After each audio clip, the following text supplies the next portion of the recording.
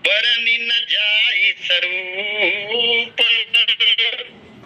धरि मुनि तन जनु वीर रस आए, जहाँ सब भूप सियावर रामचंद्र की जय।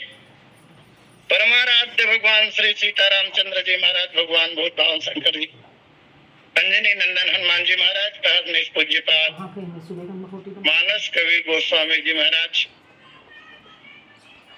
इस पावन कार्यक्रम के संयोजक एवं संचालक आदरणीय भाई युवराज सिन्हा जी, आज के द्वितीय लिंक के कथा व्यास श्रीमती उत्तरा गंजीर जी, बहुत दिनों के बाद आज हम आपको सुन पाएंगे। और तृतीय लिंक के कथा व्यास श्रीमती संगीता निषाद जी, आइए भगवान की महती अनुकंपा से भगवत गुणगान के लिए श्री राम कथा सत्संग पटल के सौजन्य से जो समय प्राप्त हुआ है, उस समय का सदुपयोग करने का प्रयास हो। विगत कुछ दिनों से श्री रघुवीर विवाह प्रसंग के अंतर्गत भगवान भार्गव के गर्भ विमर्दन की कथा गतिमान है। कल कथा के क्रम में हम लोगों ने दर्शन किया था, तभी मंगलाचरण के अंत में जो दोहा आपके सामने गाया गया, शांत वेश करनी कठिन बरनी न जाई स्वरूप, धरि मुनि तन जनु वीर रस आए, जहाँ सब भूप। इस दोहे के प्रथम पंक्ति पर चर्चा कल संपन्न हो चुकी है। आज नीचे की जो पंक्ति है, धरि मुनि तन जनु वीर रस आए, जहाँ सब भूप, इस पंक्ति पर कुछ निवेदन करने का प्रयास होगा। धरि मुनि तन जनु वीर रस, भगवान परशुराम जी महाराज दिख तो रहे हैं शांत रस में अवस्थित, महात्मा है, साधु हैं, उनकी वानगी जो है वो साधुओं जैसी है, ये शांत रस है। और साधु की वानगी में भी उन्होंने जो शस्त्र धारण कर रखे हैं, यह वीर रस है। इसलिए मानसकार गोस्वामी जी महाराज कह रहे हैं कि देखने से ऐसा लगता है, वह दृश्य ऐसा है मानो साक्षात वीर रस ने ही मुनि का शरीर, साधु का शरीर धारण कर लिया हो। और इस कथन के माध्यम से गोस्वामी जी महाराज यह संकेत करते हैं कि जब वीर रस ने मुनि का रूप धारण कर लिया, निवेदन करूं, दोहरा रहा हूं, है तो मुनि ने वीर रस धारण कर लिया है, तब इसका भविष्य में जो परिणाम होगा वह यह होगा कि वो लाख कहेंगे मार डालूंगा, काट डालूंगा, लेकिन मारेंगे काटेंगे नहीं, मारेंगे नहीं, क्योंकि मुनि हिंसक नहीं होते। हाँ, कहेंगे अवश्य क्रोधावेश में आकर, और यह परिणाम हम देखते हैं इस प्रसंग में अंत में। इसलिए यहाँ संकेत कर दिया कि वीर रस ने मुनि का शरीर धारण किया है। वेश का प्रभाव भी हमारे यहाँ है, बहुत दृष्टांत और कथाएं इस संबंध में मिल जाते हैं। दिखावटी वेश भी जब व्यक्ति धारण कर लेता है तो वेश का प्रभाव उसमें दिखाई देने लगता है। रावण और कुंभकर्ण के संवाद में हम प्रत्यक्ष रूप से पाते हैं। जब रावण ने कुंभकर्ण को जगाया, कुंभकर्ण जागा, देखा रावण के मस्तक में चिंता की रेखाएं दिखाई दे रही हैं। कुंभकर्ण ने पूछा, बोले भैया चिंतित आज दशानन क्यों, हर ली तुमने मिथिलेश कुमारी। सीता का हरण तुम करना चाहते थे, वो काम पूरा हो गया, अब तो चिंता हट जानी चाहिए, अब क्यों चिंतित हो। चिंतित आज दशानन क्यों, हर ली तुमने मिथिलेश कुमारी। तब रावण ने कहा, देखा जी भर के उन्हें मैंने, लेकिन लखती न कभी क्षण वो हमारी। मैंने जी भर के उन्हें देखा, लेकिन वो एक क्षण के लिए भी मुझे नहीं देखा।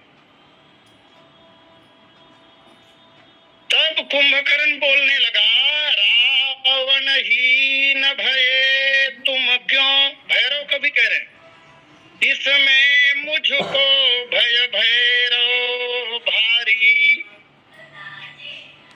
यदि तुम्हें अपने आप को सीता की दृष्टि में लाना है तो सीता केवल श्री राम को देखती है, तुम्हें राम बनना पड़ेगा। स्वांग रचा लो ना, इसमें तो तुम माहिर भी हो, मायावी हो, माया जानते हो, बहुत बड़े जादूगर हो। पाखंड करके दिखावटी राम बन जाओ। रावण ने कहा, यार ये भी करके देख लिया। ड्राइंग रूम में जाके, ड्रेसिंग रूम में जाके मैंने राम का बाना धारण किया, तो जब तुम राम बन गए दिखावटी, तो गए क्यों नहीं सीता के पास। रावण ने कहा, बोले जब जब रूप राम के धारी, और तब सी लगत महतारी। अरे राघव रूप धरा जब मैं, तब मातु समान लगे पर नारी। ये है हमारे सनातन धर्म में वेश का प्रभाव। परशुराम जी महाराज भी मुनि के वेश में हैं। वीर रस ने मुनि का रूप धारण कर लिया है। प्रदर्शन तो वीर रस का जम के हो गए यहाँ पर, लेकिन मुनि हिंसक नहीं होते, इसलिए वे हिंसा नहीं करेंगे। अच्छा, वीर रस मुनि तन धारण करके आया, इसका एक कारण और यह है, बड़ी अच्छी बात गोस्वामी जी महाराज का संकेत। अगर परशुराम जी वीर के ताने बाने में ही आए होते रंगभूमि में, मुनि का वेश न होता, वीरोचित वेशभूषा अगर होती परशुराम जी महाराज की, तो नियम ये है, वीर वीर को प्रणाम नहीं करता। वीर कभी वीर को प्रणाम नहीं करता महाराज। तब सब लोग इनको प्रणाम नहीं करते, और हमने पाया जैसे ही परशुराम जी आए सब लोग प्रणाम करते, तो पांव पर वाइबर आ रही सो महात्मा बन गए। प्रणाम करवाना था, इसलिए महात्मा के रूप में, मुनि के रूप में आए। भाव है विद्वानों का। क्षत्रिय वेश में वीर रस की मूर्ति। अच्छा, भगवान राम और लक्ष्मण उसी सभा में विद्यमान है, वे भी प्रणाम करेंगे। तो मैं निवेदन ये कर रहा था कि जब हम मुनि के वेश में जाएंगे तब लोग हमारा आदर करेंगे, लोग अपना मस्तक हमारे चरणों में झुकाए। इसलिए धरि मुनि तन जनु वीर रस। एक दूसरी बात हो, चूंकि वह स्वयंवर सभा है, वहां पर सारे लोग वीर हैं, तो वीरों के समाज में वीर ही शोभा पाता है। और अपने को पुजवाना था, इसलिए मुनि बन के आ गए, जबकि उसी समाज में दो वीर रस और विद्यमान है। पिछली कथा में मैंने अनुरोध किया था, दो वीर रस, और वो विशुद्ध वीर रस हैं। देखहि रूप जी महाराज वीर रस की साक्षात मूर्ति हैं। देख ही रूप महारन धीरा, तो मनहु वीर रस धरे शरीरा। भगवान श्री राम क्षत्रिय वेश में वीर रस की मूर्ति है और परशुराम जी मुनि तन में वीर रस की मूर्ति है। वीर रस मुनि वेश में आया है, इसलिए मुनि वेश को देखकर श्री राम लक्ष्मण भी इनको प्रणाम करेंगे और आशीर्वाद लेंगे। आशीर्वाद लेना बेहद जरूरी है। यदि भगवान परशुराम जी का मुनि वेश नहीं होता तो श्री राम लक्ष्मण मुनि वेश में परशुराम जी नहीं होते तो वीर वेशभूषा में होते। और राम और लक्ष्मण जो है वो चक्रवर्ती राजकुमार है, तो चक्रवर्ती राजकुमार तो जगत के अन्य किसी राजा को क्षत्रिय को प्रणाम नहीं करेगा ना, चाहे कितना भी बड़ा वीर रस आ जाए।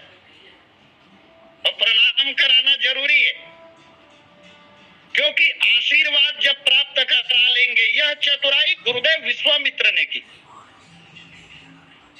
आगे चलकर बताएगी। गुरुदेव विश्वामित्र और गुरुदेव वशिष्ठ की भूमिका क्या कही जाए। मैं आज ही निवेदन कर रहा था पूज्य उपाध्याय जी महाराज से कि महाराज कितना गंभीर चरित्र है इन दोनों महापुरुषों का। जगत को क्या नहीं दिया इन्होंने। ऐसे महापुरुष दुर्लभ होते हैं ब्रह्मांड में, जो भूमिका वशिष्ठ और विश्वामित्र की।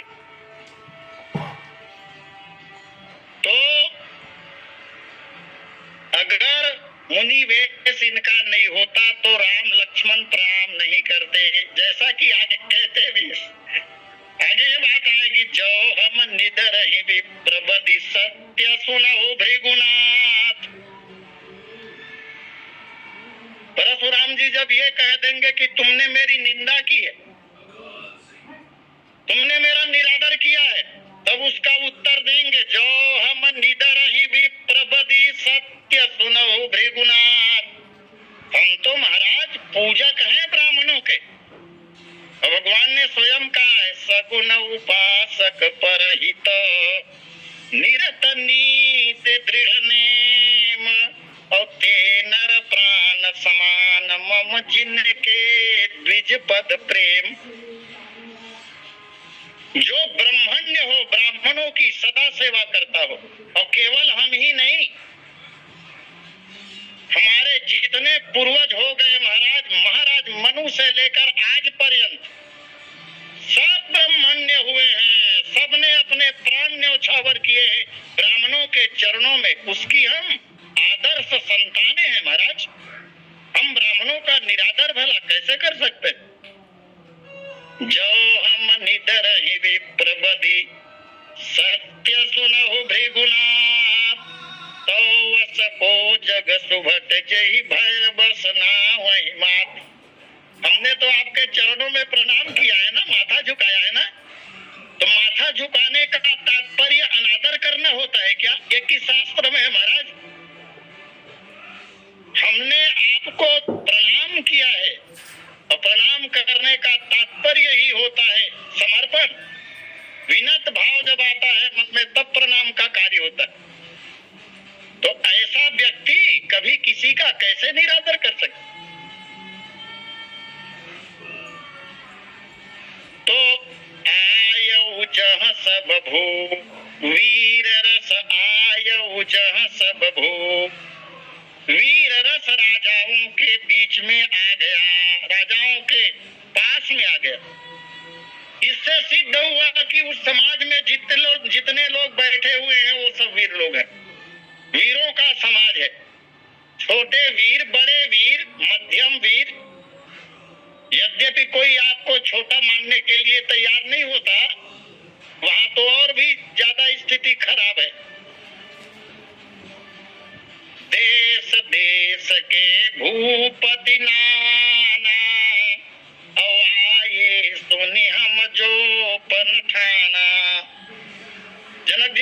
ने स्वयं कहा है, हमने जो प्रतिज्ञा की है उसे सुनकर देश देशांतर के राजा लोग आए। माने ये सब वीर रस हैं, वीर हैं। यहाँ तक देव तनुज हरि मनुज शरीरा विपुल वीर आए रणधीरा। यह वीरों का समाज है और वीरों के समाज में वीरों की ही शोभा होती है, वहां वीर ही जाता है। इसलिए शांत वेश में वीर रस का आना गोस्वामी जी महाराज ने कहा। और वीर रस मुनि बनकर इसलिए भी आया है, एक विद्वान कहते हैं, अच्छा भाव देते हैं, ये वीर रस वीरों के समाज में मुनि बनकर इसलिए आ गया कि भाई तुम सब लोग वीर हो, जितने इस समाज में बैठे हो, तुमन खबर आया होगा, आप लोग क्यों यहाँ आए हैं ये पूछना चाहते हैं और सिद्ध कराना चाहते हैं कि तुम वीर की वानगी में आए हो, अपने आप को वीर बताना चाहते हो जगत को। तो तुम में कितनी वीरता है, तुम कितने रणधीर हो, मुझे बताओ। यह सिद्ध कराना चाहते हैं भगवान परशुराम जी। लेकिन वीरों के उसी समाज में दो महावीर बैठे हुए हैं बच्चों के रूप में। लीला की दृष्टि से परशुराम जी महाराज उन्हें नहीं जानते, देखा भी नहीं है ना। श्री राम और लक्ष्मण को भगवान परशुराम ने देखा नहीं है, अभी वो जानते नहीं है। हाँ, उस वंश को जानते हैं। महाराज मनु से लेकर महाराज दशरथ पर्यंत जानते। यह भी जानते हैं कि दशरथ जी के 4 कुमार हैं, लेकिन यही है दशरथ जी के सुपुत्र, ये नहीं जानते। एक निवेदन और साहित्य की दृष्टि से देखे तो शांत रस और वीर रस ये दोनों परस्पर विरोधी हैं। शांत रस और वीर रस का परस्पर विरोध हो ही नहीं सकता। लेकिन अद्भुत लेखनी गोस्वामी जी महाराज की, जहाँ न जाए रवि वहां जाए कवि। और फिर गोस्वामी जी महाराज जैसे कवि, साक्षात ब्रह्म श्री राम का साक्षात्कार जिन्होंने किया हो अनेकों बार, हनुमान जी महाराज जिनकी लेखनी में विराजते हो, और श्री राम कथा के आद्याचार्य भगवान महादेव स्वयं चौपाई लिखवाने के लिए प्रस्तुत हो जाते हो, उस महापुरुष की लेखनी अद्वितीय। इसलिए परस्पर विरोधी शांत रस और वीर रस के होने के बाद भी गोस्वामी जी महाराज ने दोनों विरोधी रसों को यहाँ इकट्ठा कर दिया। सभा में शांत रस के लक्षण दिखाई दे रहे हैं, लेकिन स्वभाव पलट गया। शांत रस जो है वो शांत ही हो गया और प्रबल होने लगा है वीर रस। यहाँ तो विचित्र बात हो गई, चंद्रमंडल से बरसना तो चाहिए था अमृत।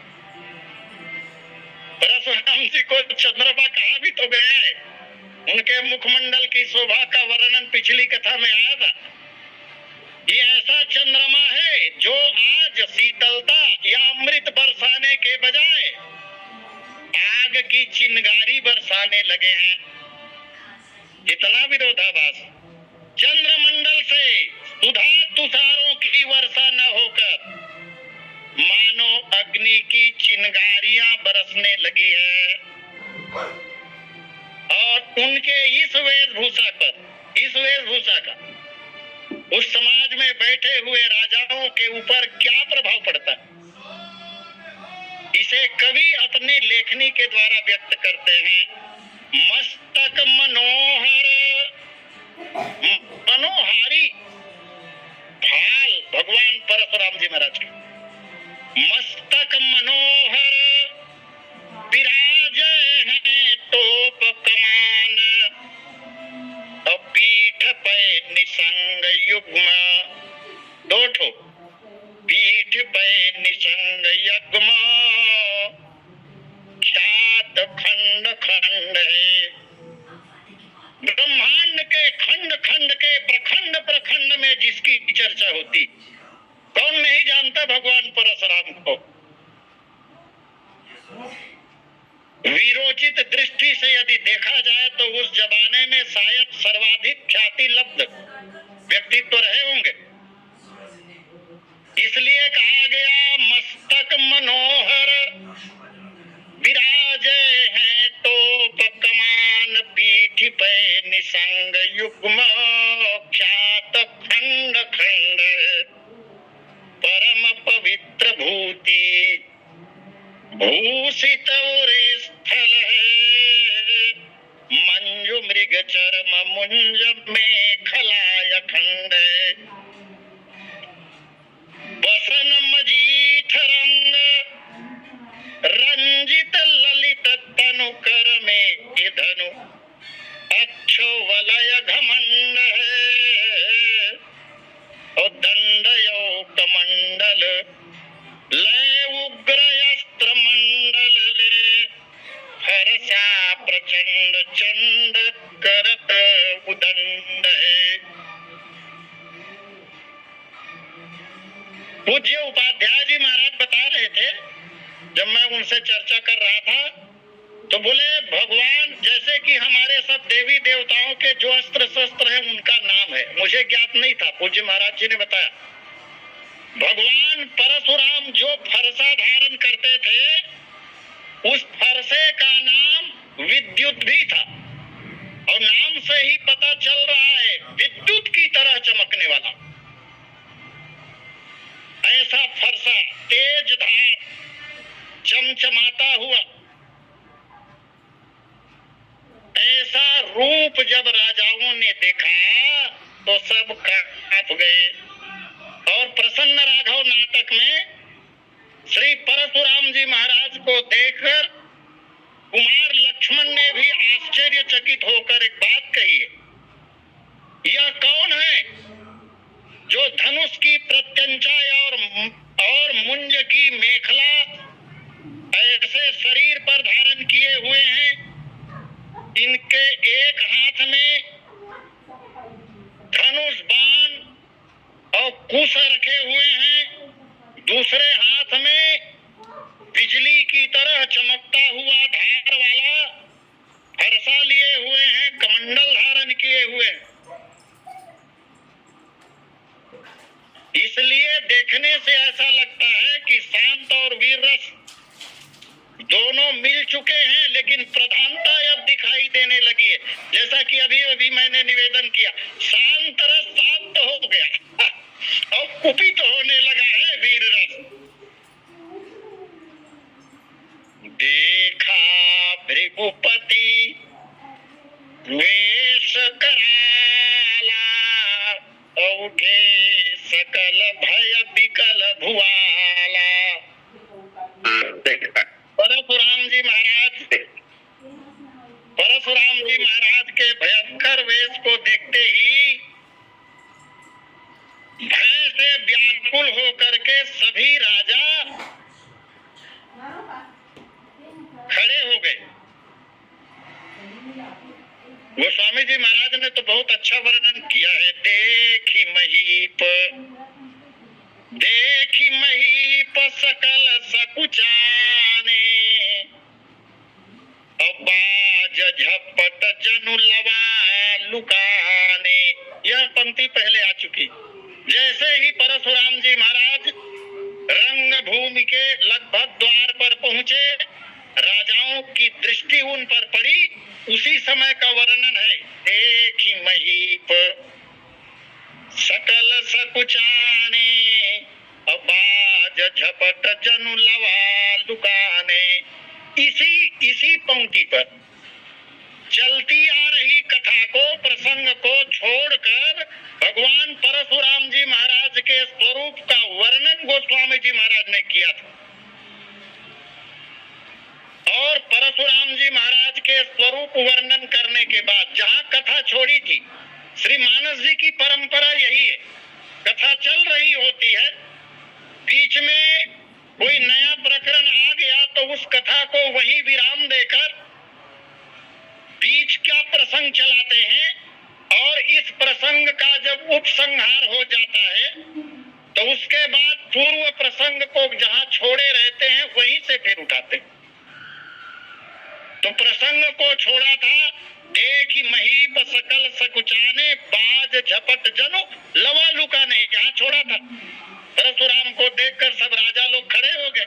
बीच में फिर परशुराम जी महाराज का स्वरूप वर्णन हुआ और फिर प्रसंग को वहीं से उठाते हुए कह रहे हैं, देखत भृगुपति वेश कराला।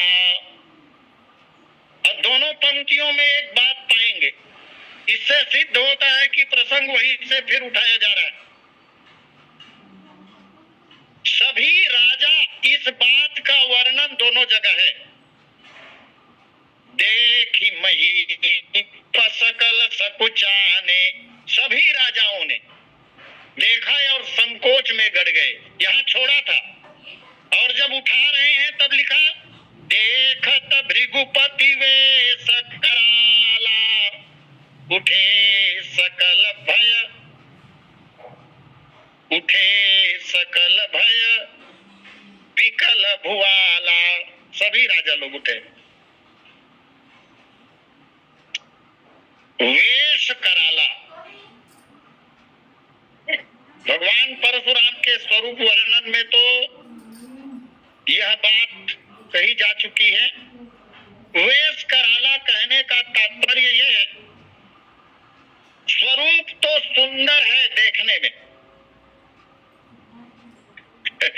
भगवान परशुराम जी महाराज का जो रूप है वो सुंदर है, लेकिन वेशभूषा विकराल है भाई, डरावना है।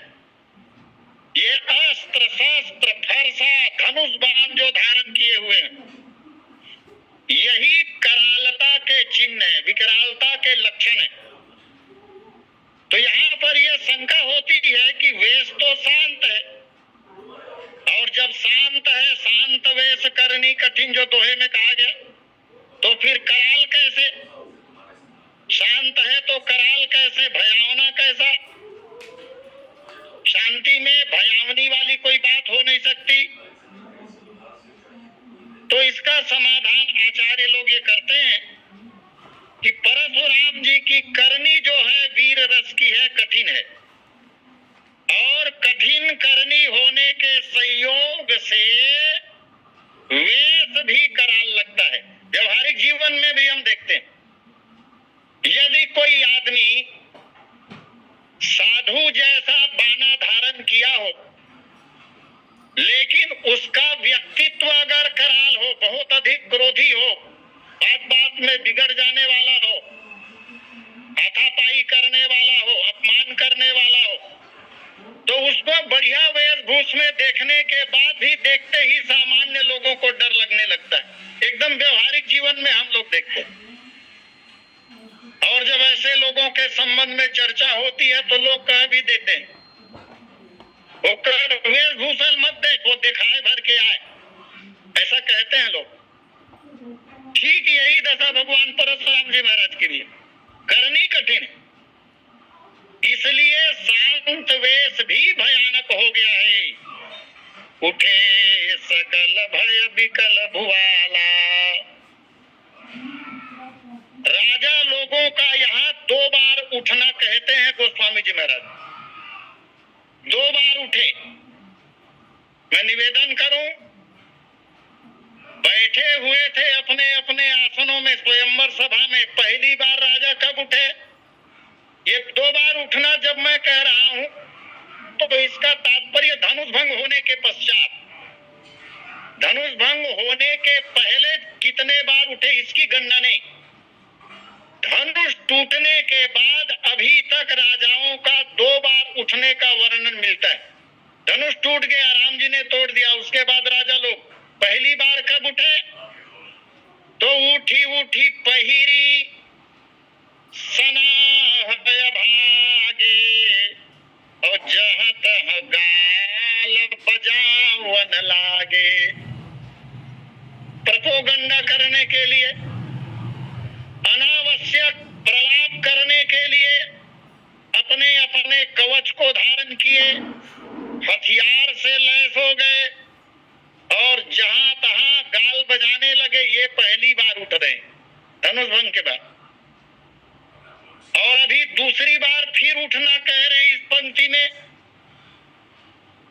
देखा भृगुपति वेश कराला, उठे सकल भय विकल भुआला। तो इसका तात्पर्य यह है कि पहली बार जब उठे, उठी उठी पहिरी सना भागे जहां तहां गाल बजावन लागे, उसके बाद ये लोग बैठे होंगे, क्योंकि व्यक्ति जब तक बैठेगा नहीं तो उठेगा कैसे। हाँ बैठे, क्यों बैठे, प्रश्न ये है क्यों बैठे। तो हमने पाया उठी उठी पहिरी सना भागे जहां तहां गाल बजावन लागे। इस दशा को देखकर उसी सभा में विद्यमान साधु राजाओं ने समझाया। तो कुछ विद्वानों का ऐसा मत है कि साधु राजाओं के समझा देने के बाद वे लोग बैठ गए थे, और अब भगवान परशुराम का जैसे ही आगमन हुआ तो भगवान परशुराम जी महाराज को देख कर उठे। यहाँ एक निवेदन करूं मैं, तो भगवान परशुराम को देखकर सभी राजा उठे, यह बात सत्य है, लेकिन श्रद्धा के कारण उठे, आदर देने के लिए उठे, इसकी संभावना कम है। डर के कारण उठे, प्राण बचाने के लिए उठे, इसकी संभावना ज्यादा दिखाई देती है। आइए समय पूर्णता पर अस्तु सादर आमंत्रण आदरणीय उद्घोषक महोदय को, और इसी के साथ वाणी विराम, शेष चर्चा बाद में। बोलिए सियावर रामचंद्र की जय। बोलिए सियावर रामचंद्र की जय। शांत वेश करनी कठिन, बरनी न जाई स्वरूप, धैर्य मुनि तन जनु वीर रस, आयव जह सब दुख। पावन प्रसंग में आपके द्वारा बहुत ही सुंदर चिंतन प्रसादी प्राप्त हो रहा था गुरुदेव। विगत कई दिनों से वीर विवाह प्रसंग ऐसे ही आपके द्वारा आपके साथ बातचीत होते उसमें सुने भी है कि 10-11 साल चल रहा है अभी कथा प्रसंग। आइए भगवान से यही विनती है कि ये कथा प्रसंग ऐसे ही चलते रहे, आपको रसपान करने का सौभाग्य मिलता रहे। आप अभी आपको सुनने वाले 28 श्रोता